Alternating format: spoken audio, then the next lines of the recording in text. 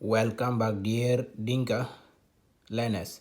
Today, let me teach you how to say personal pronoun in Dinka language. The first personal pronoun we have to learn is an. An. An mean I. Yan. Yan. Yan mean me. Me. Yin. Yin. Yin. Yeah. Yin. Yin mean you. You. Yin. Yin. Yin mean he, she, it. Oak. Oak. Oak mean as we. As we.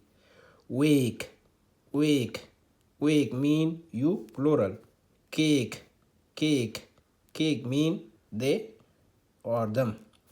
And yan, yin, yin, oak, wake, cake. We got to